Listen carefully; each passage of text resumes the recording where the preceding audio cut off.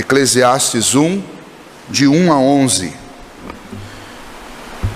Palavra do pregador, filho de Davi, rei de Jerusalém.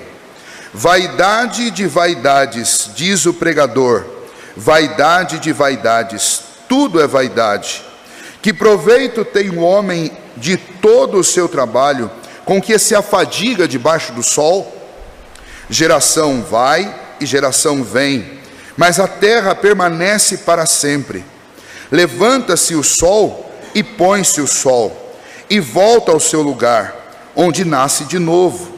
O vento vai para o sul e faz o seu giro para o norte.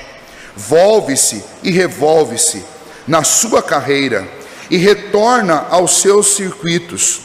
Todos os rios correm para o mar e o mar não se enche. Ao lugar para onde correm os rios, para lá tornam eles a correr.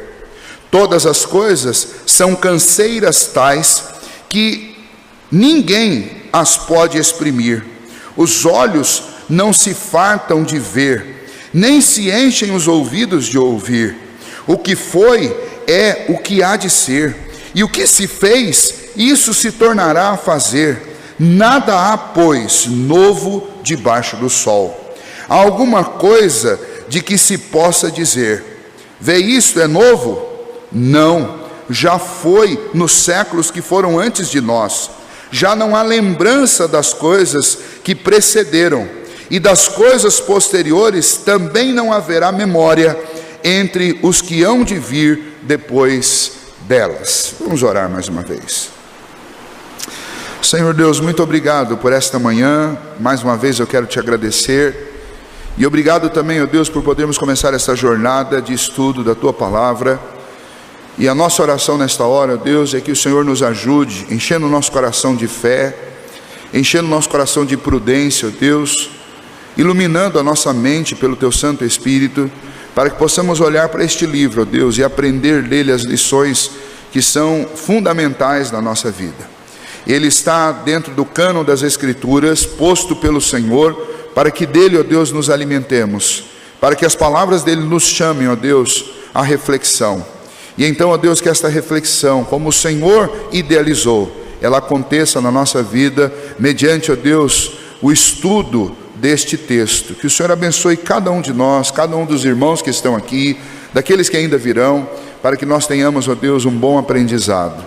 Que as mensagens, ó Deus, que vamos extrair deste texto, possam produzir transformações profundas na nossa vida. Pedimos isso ao Senhor, pedimos, ó Deus, humildemente, que o Senhor, ó Deus, tenha paciência conosco e nos ajude, ó Deus, iluminando-nos, ó Pai, somos, ó Deus, de entendimento frágil e, ó Deus, com uma dificuldade muito grande para entender as coisas do Senhor.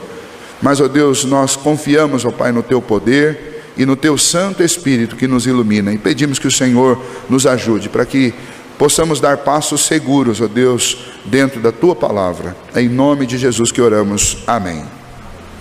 Muito bem, você pode olhar aí no seu boletim, depois você vai ter algumas informações sobre a proposta do autor de Eclesiastes, as conclusões que nós podemos tirar do geral do livro, mas eu gostaria de citar algumas informações importantes do contexto, e eu não vou fazer isso tudo hoje, porque eu levaria muito tempo para fazer isso. Eu vou começar com aquilo que é mais importante para nós dentro de cada um dos textos que nós formos ler. Hoje eu gostaria de começar com a dificuldade de traduzir. Eclesiastes é um desses livros da Bíblia que traz para nós opções feitas pelos tradutores, que são apenas opções de tradutores, mas não expressam o sentido total do que os termos que estão lá no hebraico querem dizer. E é justo que assim seja, porque existe essa dificuldade, ela é real no mundo hoje, porque muitas nações têm palavras dentro da sua língua e do seu dialeto, que embora retratem sentimentos que são comuns em todo o globo e em todas as nações, nem todas as nações têm palavras para exprimir isso. E então algumas palavras importantes de Eclesiastes são palavras que pertenciam à vida dos hebreus, do oriental, e que nós sentimos as mesmas coisas, mas não temos as palavras claras para definir isso. E algumas das palavras importantes de Eclesiastes, como por exemplo, vaidade, é uma palavra que tem um entendimento nosso que não cobre toda a explicação que o termo vaidade vai exigir dentro do livro de Eclesiastes. Mas eu gostaria de dar exemplos para vocês perceberem do que eu estou falando. O exemplo mais comum e talvez mais conhecido de todos nós é a palavra saudade, que por exemplo existe na nossa língua para expressar o quê? Para expressar o sentimento que nós temos quando ficamos muito tempo afastados de uma pessoa ou de um determinado lugar. Nós sentimos saudades dessas pessoas. A língua americana, por exemplo, a língua inglesa não tem essa palavra para saudade. Eles usam um conjunto de outras palavras para expressar isso. Mas essa não é a única palavra que existe no nosso dialeto e não existe em outros mais. Existem outros países que têm palavras para exprimir sentimentos que nós também temos e que nós não temos no nosso dialeto, na nossa língua. Vou dar alguns exemplos para vocês. Por exemplo, na nossa língua nós temos ainda cafuné. O que é cafuné? Cafuné é quando você está fazendo um carinho, uma massagem na cabeça de uma pessoa que você gosta muito. Esse termo não existe em nenhuma outra língua, é só na nossa. Então, se você tentar traduzir a palavra cafuné para uma outra língua, você vai ter que usar uma frase inteira para explicar o que isso significa. Agora, na Indonésia, por exemplo, tem um termo chamado diayus. E o que significa diayus? Diayus é uma piada muito ruim, mas uma piada tão ruim, que de tão ruim e de tão mal contada você acaba rindo. E então ele chama, isso é um diayus. As piadas que o pastor Wesley conta, por exemplo, são diayus, muito ruins e mal contadas, na grande maioria das vezes, porque eu não sou um grande contador de piadas. Nós não temos esse termo aqui no Brasil. Nós falamos assim, olha, essa piada sua foi uma piada ruim, ou ninguém dá risada, ou fica todo mundo quieto. Na Indonésia eles falam diayus, piada ruim. Um outro termo, que é um termo finlandês, que é sisu. O que é sisu? Sisu é o termo que os finlandeses usam para descrever o caráter do finlandês. O caráter de um povo que enfrentou guerras, que enfrentou destruições, que teve que ter a sua personalidade enrustecida, endurecida, por causa das grandes batalhas que eles enfrentaram. Então eles se dirigem a eles mesmos dizendo que eles são um povo de caráter sisu. Nós não temos a tradução para esta palavra na nossa língua. Existe um outro muito interessante, o João vai gostar, porque é uma palavra alemã. Ela eu vou tentar pronunciá-la, mas não sei se eu vou conseguir corretamente, mas é Drachenflügel. Drachenflügel. O que é Drachenflügel? A tradução na nossa língua seria comida de dragão. E o que é comida de dragão? Na realidade, isso aqui é o presente que o marido compra para a mulher quando ele faz uma besteira muito grande. Drachenflügel, comida para dragão, ou seja, comida para acalmar os ânimos da pessoa. Os alemães têm essa palavra lá no dialeto deles. Nós não temos no nosso, mas agora, quem sabe, quando você fizer uma besteira com a sua esposa, você vai lembrar de Drachenflügel, comida para dragão. Existe uma outra ainda entre os franceses, que é l'esprit d'escarrier. E o que é l'esprit d'escarrier? Esta palavra é uma palavra usada para descrever e eu sei que todos nós já passamos por isso. Sabe quando alguém conta uma piada, ou faz uma brincadeira, ou desafia você com uma frase e você não tem resposta? E você tenta responder alguma coisa e não consegue. E quando você vai saindo, você começa a descer as escadarias e você lembra da resposta. Só que daí já não dá para voltar e responder. Literalmente significaria a resposta que aparece na escada, a resposta que surge na alma da escadaria. Ou seja, a resposta que você não teve na hora certa. É l'esprit d'escarrier, a resposta que vem só depois, e aí já não adianta mais. As línguas nos países todos, elas têm palavras que são só delas. Os hebreus também tinham. E uma dessas palavras, nós vamos lidar bastante com elas, é a palavra usada para vaidade nesse texto. Esta palavra, a transliteração dela na nossa língua seria revel. Revel é a palavra usada para vaidade. Mas as traduções para revel, elas são as mais diversas. Vou dar alguns exemplos para vocês. Existem algumas bíblias que traduzem como vaidade, algumas traduzem como ilusão, outras traduzem como inutilidade, mas o termo literal entre os hebreus significa vapor, fumaça, coisa que se dissipa, breve, ilusória, coisa que não tem nenhum tipo de significado, de importância real. Eclesiastes passa a maior parte do tempo tentando mostrar que a vida debaixo do sol é apenas revel, é apenas vapor, ilusão. Ele retrata uma vida que simplesmente depois da queda, esta vida sem Deus debaixo do sol, você pode insistir e buscar sentido em qualquer lugar, mas o resultado sempre será a frustração. E é sobre isso que o autor vai falar. Por causa de falar tanto sobre frustração e pessimismo, alguns comentaristas, como eu disse no começo, eles acabam duvidando se esse livro deveria estar na Bíblia. Mas se você perceber bem o que o pregador quer com esta demonstração de quão ilusória é a vida debaixo do sol, ele quer exatamente mostrar que é isso mesmo que aconteceu conosco, que as respostas para as perguntas mais profundas da nossa vida, por que estamos aqui, por que vivemos, para onde iremos, o que é importante de fato, essas respostas, quando elas forem procuradas aqui embaixo do sol, você sempre vai encontrar uma resposta frustrante. Você sempre vai descobrir que tudo aqui é uma grande ilusão. Mas no final o pregador vai mostrar que o que de fato faz sentido é buscar as respostas no que está acima do sol, naquele que é o Criador de todas as coisas. A vida debaixo do sol é uma vida de desolação, a vida acima do sol é a vida da esperança. E então o que ele vai mostrar é que tudo que nós fazemos aqui não passa de uma grande vaidade, de um grande vapor, de uma grande ilusão, de uma grande inutilidade. Porque o que está aqui embaixo foi contaminado, foi quebrado, e tudo que está aqui embaixo perdeu sentido.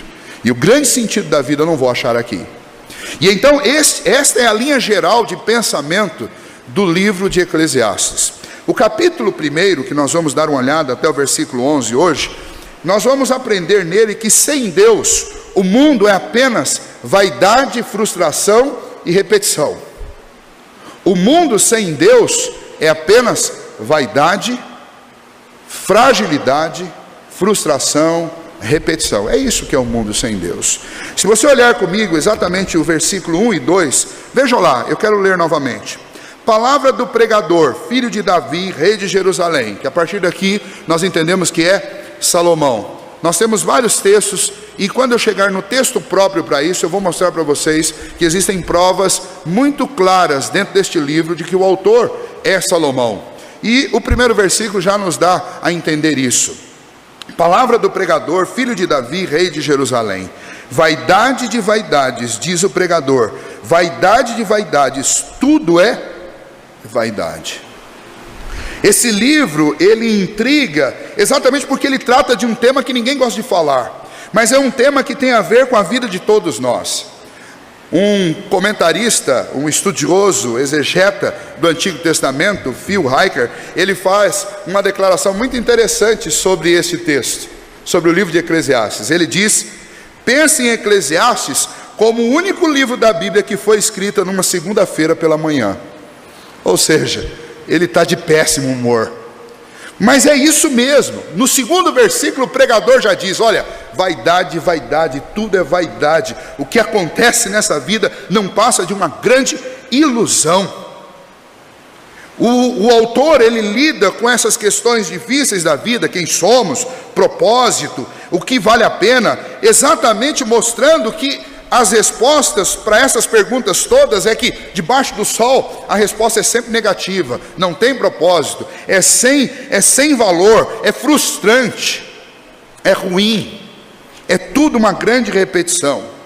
A palavra pregador que é usada aqui, é importante que eu lembre disso, tem uma tradução, ela vem da palavra hebraica koheler, que significa mestre. Então quem está dizendo que tudo é vaidade é alguém que já adquiriu por sabedoria e por experiência e pelo tempo, adquiriu a condição, o caráter de mestre, daquele que ensina, daquele que fala, daquele que mostra o caminho para as pessoas. E então eu sei que ele está falando de Salomão, porque Salomão é este homem que começou a vida fazendo um pedido a Deus, que Deus o faça o homem sábio. E ele recebeu esta bênção de Deus, e a Bíblia diz que nenhum outro houve tão sábio como ele. Mas é um homem também que lá na metade da vida se entregou à idolatria e fez coisas absurdas, fez coisas loucas, e experimentou tudo, absolutamente tudo, como um rei ele experimentou, e o resultado foi que no final ele descobriu que nada disso valia a pena. E então ele se volta àquela sabedoria que ele recebeu inicialmente, e ele propõe para os seus ouvintes um caminho e uma avaliação de tudo que ele viveu e que ele viu. Então ele é o pregador, ele é o mestre, ele é o sábio que vai falar conosco.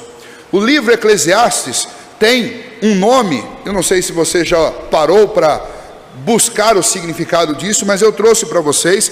Eclesiastes vem de eclesia, que significa assembleia. Então o que eu tenho neste livro? Eu tenho o Koheler, que é o mestre, que é o pregador, falando à assembleia, que é eclesia. Na nossa tradução, o livro acabou tomando esse nome, Eclesiastes, que é a assembleia que ouve o pregador. E o pregador traz as informações. E qual é a primeira informação que esse pregador traz? A vida é muito frágil.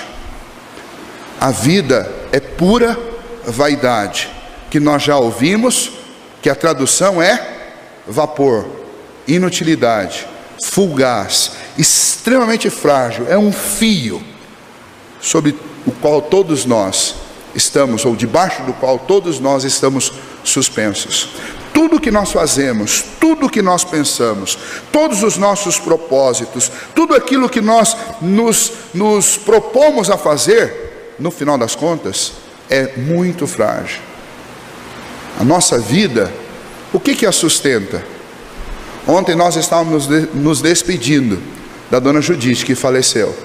Dona Judite faleceu na sexta-feira, às 10h45. A nossa vida é frágil. E uma das palavras que eu disse ontem, quando nós estávamos nos despedindo dela no culto, foi que nós não sabemos o dia de amanhã. Nós não sabemos quem de nós estará sendo velado amanhã. Nós não sabemos.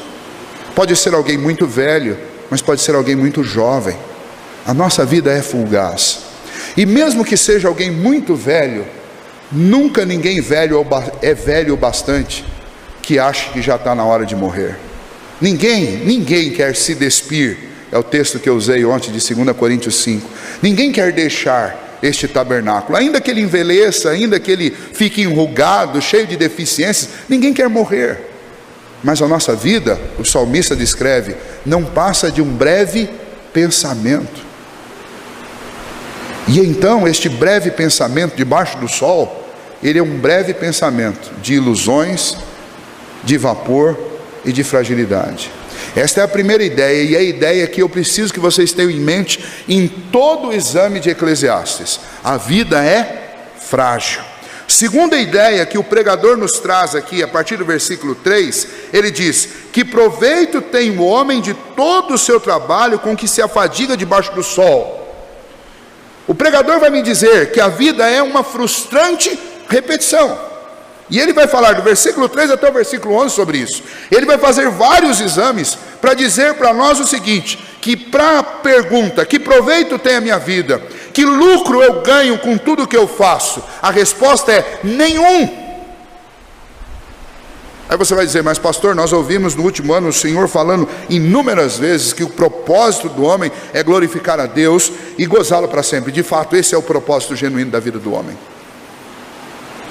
E esse é um propósito que está relacionado com algo que eu faço para aquele que está acima do sol.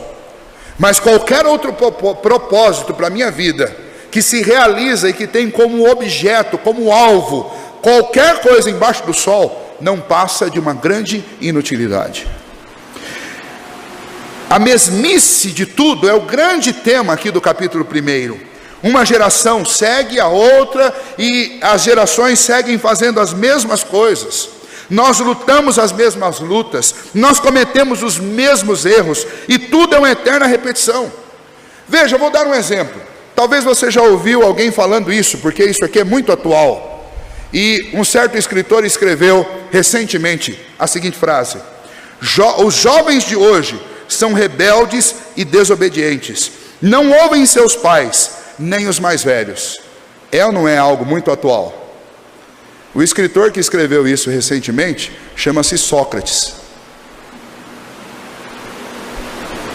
Isso prova o quê? Que os jovens de hoje são exatamente iguais os jovens de 2000 anos atrás.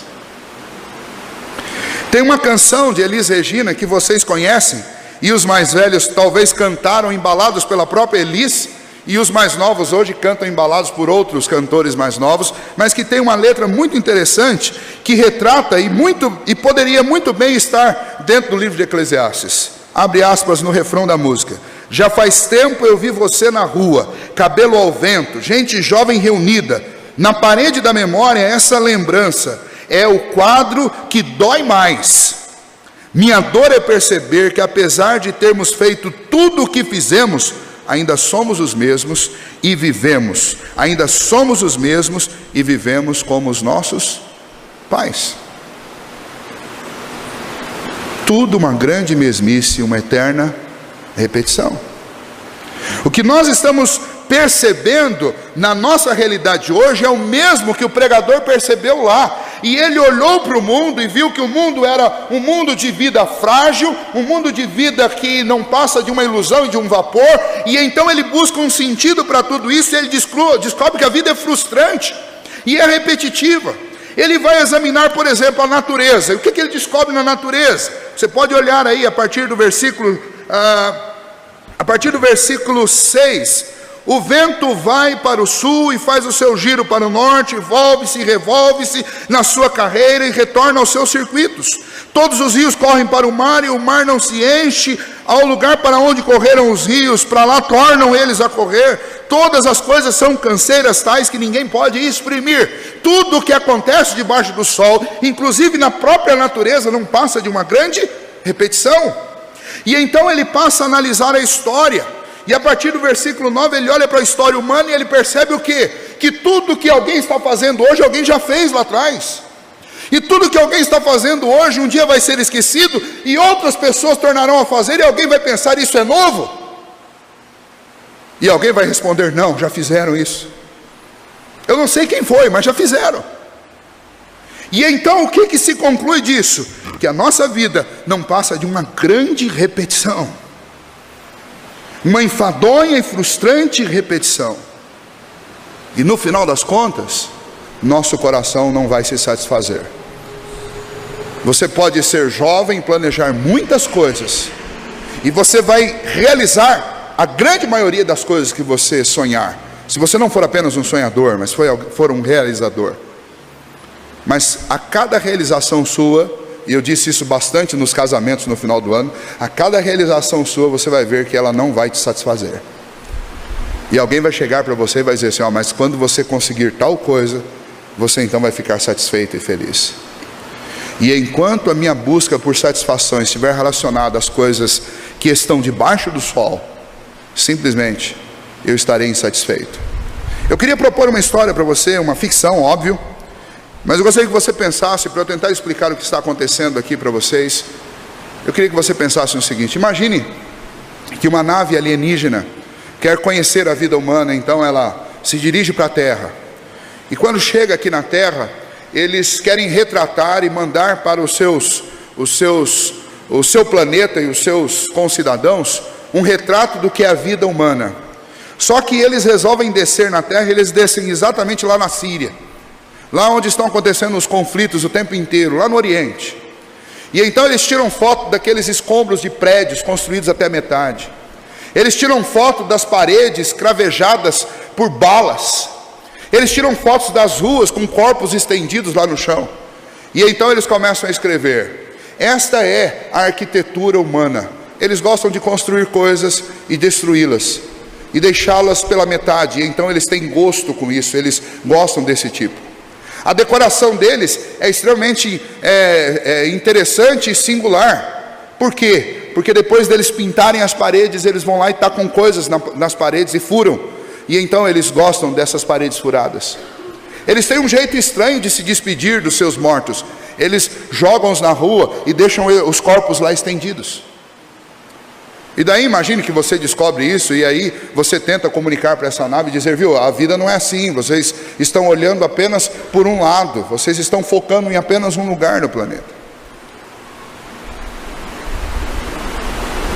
O que eles estão vendo é a vida pela metade. é a vida destruída. O que o pregador está mostrando para nós é o seguinte: olhe para a vida debaixo do sol e você estará enxergando apenas a metade da vida. Você estará enxergando a vida destruída pelo pecado. Você não está olhando o quadro todo. Sempre que eu olhar para a vida e tentar avaliar o que é a vida apenas do sol para baixo, o que eu vou encontrar é esse retrato pós-guerra, de um mundo em caos, de um mundo que não passa de uma grande fumaça, porque a verdadeira vida e o sentido para a vida não se encontra aqui, mas ele está naquele que está acima do sol. E se eu quiser entender o que é a vida e saber qual é o propósito da vida, eu não vou poder olhar simplesmente para o que acontece aqui embaixo, porque o que acontece aqui embaixo é vaidade e é uma frustrante repetição. É assim que o pregador começa Eclesiastes, e é isso que ele vai fazer comigo o tempo inteiro no livro. Eu vou ter que adiantar algumas coisas só para eu não encerrar aqui e deixar vocês e nós todos na frustração. Mas se você pudesse ir comigo, e você pode abrir a Bíblia, se você pudesse ir comigo lá para Romanos capítulo 8, e versículo 18 a seguir, veja que há uma resposta para isso tudo, há um sentido que pode ser encontrado acima do sol, e há uma esperança para todos nós, que entendemos que debaixo do sol a vida está assim, está em caos. O apóstolo Paulo, ele nos relata isso, a partir do versículo 18 de Romanos capítulo 8, dizendo assim: porque para mim tenho por certo que os sofrimentos do tempo presente não podem ser comparados com a glória que há de ser revelada em nós. A ardente expectativa da criação aguarda a revelação dos filhos de Deus, pois a criação está sujeita a vaidade. Sabe qual é a tradução que melhor se aplicaria aqui? Porque esse termo aqui é o mesmo termo lá de Eclesiastes. A criação está sujeita ao quê? A fragilidade, a ilusão. A criação virou um vapor, perdeu sentido. É isso que Paulo está nos dizendo. Pois a criação está sujeita à vaidade, não voluntariamente, mas por causa daquele que a sujeitou, na esperança de que a própria criação será redimida do cativeiro da corrupção para a liberdade da glória dos filhos de Deus. Porque sabemos que toda a criação a um só tempo geme e suporta as angústias até agora. E não somente ela, mas também nós, que temos as primícias do Espírito, igualmente gememos em nosso íntimo, aguardando a adoção de filhos, a redenção do nosso corpo, porque na esperança fomos salvos. Ora, a esperança que se vê não é esperança, pois o que alguém vê, como espera? Mas se esperamos o que não vemos, com paciência aguardamos. O que Paulo está dizendo, a nossa vida está escondida em Cristo. A realidade do que é a vida nós não conhecemos ainda, porque a realidade do que é a vida está escondido acima do sol, está com Deus. Mas se pela fé aguardarmos, um dia nós saberemos o que é a vida de verdade. Então, por mais gostosa e por mais deleitosa que possa ser a sua vida, por causa das bênçãos que Deus te concede hoje, não se iluda com nada daqui, porque a vida aqui é a vida pós-guerra, é a vida ilusória, é um vapor. A verdadeira vida, a vida que faz sentido, está escondida em Deus, em Cristo Jesus. E então, quando eu olho para Eclesiastes, eu estou ouvindo o pregador alertando uma geração e alertando a nós todos, para que nós não nos iludamos com este vapor, com esta fugacidade da nossa realidade do presente. É tudo vaidade, é tudo uma frustrante repetição. Não se iluda com isso. Pense, existe uma realidade acima do sol, que nós todos um dia poderemos por Cristo Jesus conhecer. Se alguém perguntar para você e falar assim: olha, existe algo novo? Sim, existe. Uma única coisa nova que aconteceu debaixo do sol, foi o Filho de Deus se encarnar e vir a este mundo. Foi a única coisa genuinamente nova e única que aconteceu debaixo do sol. Foi o Filho de Deus que veio aqui para entregar a vida dele por mim e por você. Fora isso, tudo é uma frustrante repetição. Como eu posso aplicar isso para a minha vida hoje, especialmente? Primeiro, cuidado, não entregue o seu coração à busca louca pelas coisas desta vida. porque nem a sua própria vida você pode garantir. Eu sei da história de muita gente que lutou para ter uma vida boa, aqui debaixo do sol, confortável, e quando chegou na hora de desfrutar, perdeu a vida. O conforto ficou aqui para outros usarem. Não se iluda com isso. A nossa vida é muito mais do que riqueza e conforto, e os confortos só são possíveis se Deus te der a graça de ter vida. E como você não sabe por quanto tempo Deus vai te conservar com vida, não se ocupe demasiadamente com a busca por aquilo que está debaixo do sol. Se você quer buscar alguma coisa que de fato tem valor e vai te dar uma herança, se ocupe em buscar as coisas lá do alto, aquelas que estão acima do sol, porque as que são debaixo do sol, elas são frágeis, assim como a sua vida. Segundo, não passe demasiadamente tempo demais, pensando nas coisas daqui. Nós ocupamos muito a nossa mente com aquilo que está debaixo do sol. E então a palavra de Deus diz para eu não somente buscar as coisas lá do alto, mas diz que eu deveria também pensar nas coisas lá do alto. Se alguma coisa justa que deva ocupar a nossa mente, nós devemos ocupar a nossa mente com as coisas do Senhor. Ocupe os seus pensamentos com as coisas lá do alto, porque qualquer coisa com que você ocupe o seu pensamento aqui, não passa de uma frustrante repetição, e não passa de vaidade. Vaidade aqui nunca vai ser aquela coisa de se pintar, brincos, essas coisas todas. Isso também faz parte do que é vaidade, mas vaidade aqui é ilusão. Por último, se você quer se aplicar a alguma coisa que de fato tem valor, se você quer fazer algum trabalho que seja útil, verdadeiramente útil debaixo do sol, aplique-se em servir no reino de Deus, porque isso de fato tem valor. Isso tem ressonâncias eternas, isso tem ecos eternos, tem ecos para a eternidade. E infelizmente, no que tange essas 3 aplicações que eu citei para vocês, nós estamos em grande parte ocupados exatamente com o oposto. Nós buscamos as coisas deste mundo, pensamos nas coisas deste mundo, e no que tange ao trabalho, nós trabalhamos pelas coisas deste mundo. Minha proposta para você nesta manhã, quando começamos a analisar Eclesiastes, é que você lembra, tudo é vaidade, tudo é frustrante repetição.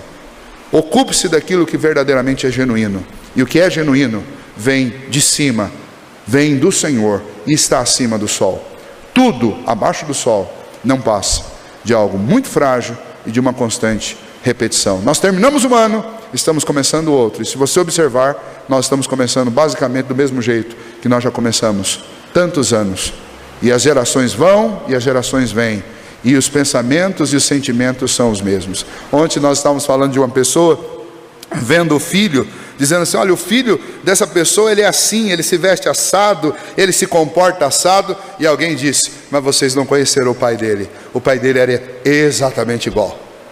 E é assim, nós criticamos os nossos pais, mas fazemos as mesmas coisas que eles fizeram. É sempre a mesma coisa. Vivemos e vivemos, mas vivemos como os nossos pais.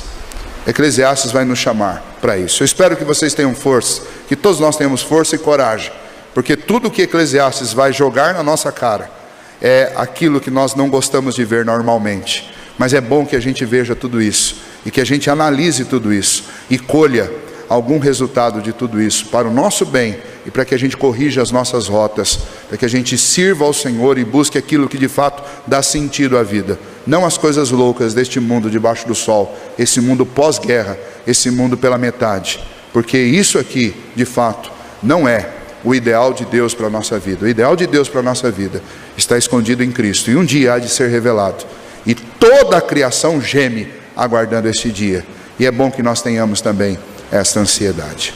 Vamos.